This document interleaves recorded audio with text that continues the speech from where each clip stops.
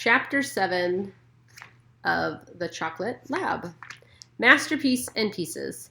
They look amazing, I tell Hannah, looking at the row of chocolates drying on the parchment paper. What's in them? I took your graham cracker idea and topped it with a molten marshmallow and a hint of caramel. Then I enrobed it in milk chocolate with dark and white chocolate drizzles. Even with the smudges of chocolate across her face, Hannah seems super fancy with all those words I've never heard coming out of her mouth. It's a chocolate-covered s'more, I say. I had to use the last of Mom's chocolate, Hannah says. But who wouldn't put a ribbon on something like this? Everyone loves s'mores, I say. Everyone with a heartbeat, at least. Hannah beams. But it's still missing something, she says. I tasted one and it feels like it could use an extra twist. I lean in and take a deep breath. The scent of warm chocolate fills my head. I wonder. Don't you touch my chocolates, Hannah warns me. I won't, I say. They're tiny works of art, but I wonder if a dash of sea salt might make them better. Salt? On a s'more? You know, kind of like the salty chocolate-covered pretzels Mom makes. We could combine two perfect ideas. Hannah thinks for a moment, then nods. Let's try it out.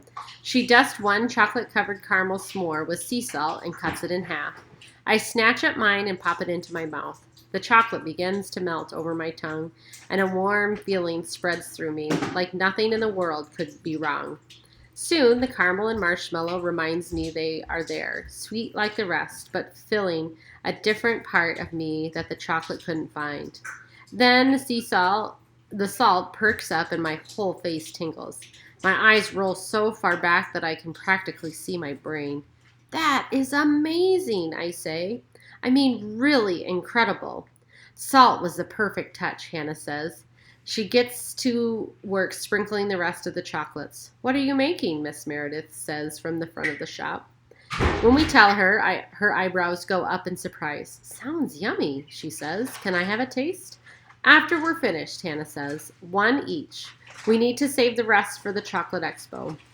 Miss Meredith whips out her cell phone and starts pecking. No matter how badly I feel about it, it was a good idea to lock Coco in his crate. Without having to worry about him going cuckoo crazy, Hannah was able to focus on work. Get this, get that, get some other thing I've never heard of. She barked orders at me like a general might bark at a bunch of soldiers. With Coco safely away, I could even focus on my sea salt idea. With the big tray of soon-to-be award-winning chocolates sitting in front of us, I can't complain. The judges are going to love these, Hannah says. How can they not, I say. The bell over the front door jingles. It's Mrs. Davis. Her arms are loaded with grocery bags. I need a small box of nut clusters, she says to Meredith. I have my book club tonight, and whoops. It's not just the whoops that grabs my attention.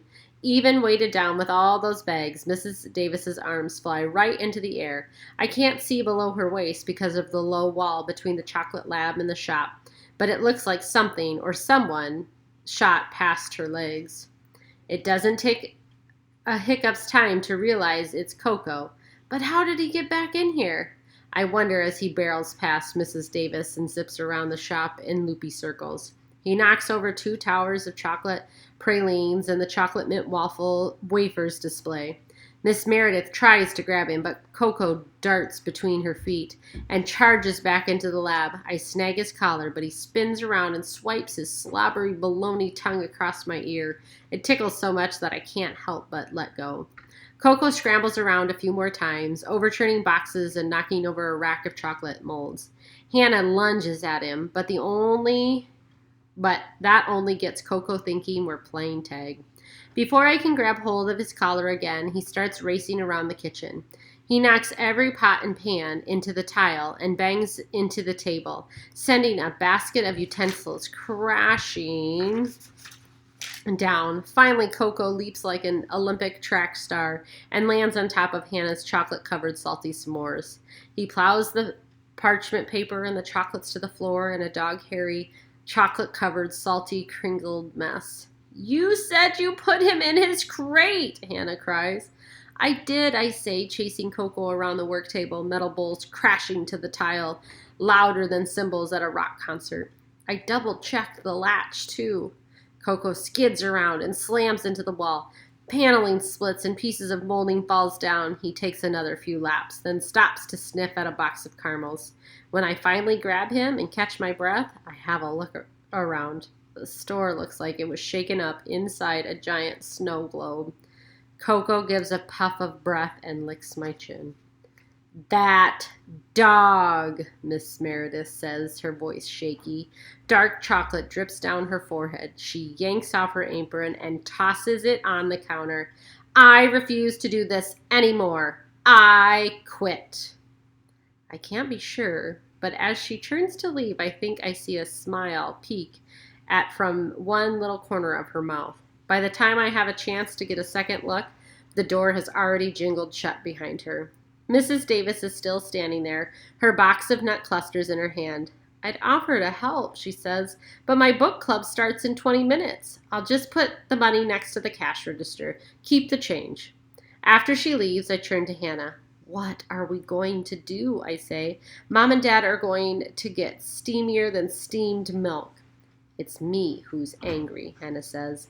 I put in all the hard work. I'm sure that cage was locked, I say. You say that every time, but this time I mean it. Hannah picks up the parchment paper. Half the chocolate slides off onto the floor. All of them are crushed into a gooey mess. You blew it, Mason. You blew it big time. Tears filled my eyes and I looked away. That's when I see it, past the wreckage of the kitchen, beyond the mess of the broken paneling and the fallen molding. It's there, clear as day, where the wall used to be. I see a secret room. Secret what?